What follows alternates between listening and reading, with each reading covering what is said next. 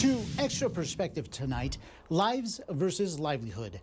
As the pandemic worsened in El Paso, the mayor and county judge sparred over the best way to control the spread of the virus. County Judge Ricardo Samaniego opted to institute a shutdown to give hospitals a fighting chance. Mayor Dee Margo was outspoken against the order, saying it unfairly harmed small business owners.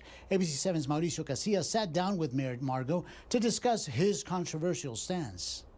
Matt Gutman, he joins us now in El Paso. And as El Paso made national headlines for all the wrong reasons, Mayor Dee Margo stood strong in his beliefs that a shutdown was not the right answer. Having this shutdown occur was just devastating. It was draconian.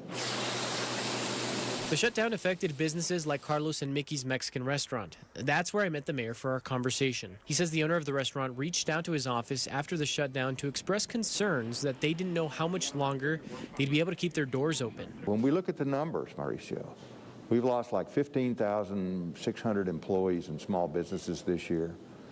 We have 32,000 El Pasoans who filed for unemployment through September. A business community that's struggling to stay afloat. But the same can be said for hospitals.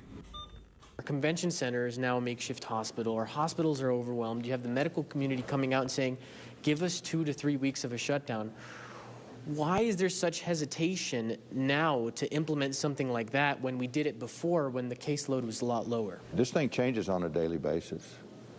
And so what we do today is not what we did in March or April. And we've learned from that, and we've learned across the board. And then, those who did shut downs are having to do them again. And so if it didn't work, why do you do it? Margo believes that targeting small businesses won't do much to curb the spread. The shutdown did to me, from my standpoint, related to the business community, is it picked winners and losers.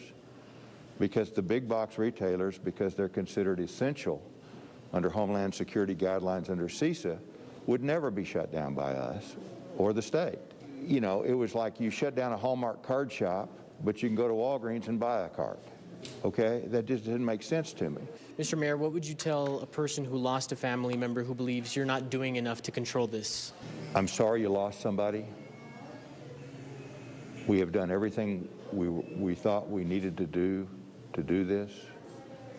We have a high level of susceptibility in this community because of our diabetes and hypertension and, to a certain extent, obesity. And those are really big issues. We've got big families that congregate, and that's where spread occurs. And if there is something else we need to do, we will do it. Margo knows that this pandemic and his response to it could determine whether he keeps his job. When I asked him what sets him apart from his opponent in the mayoral race, Oscar Leeser, he had this to say. This is my third crisis.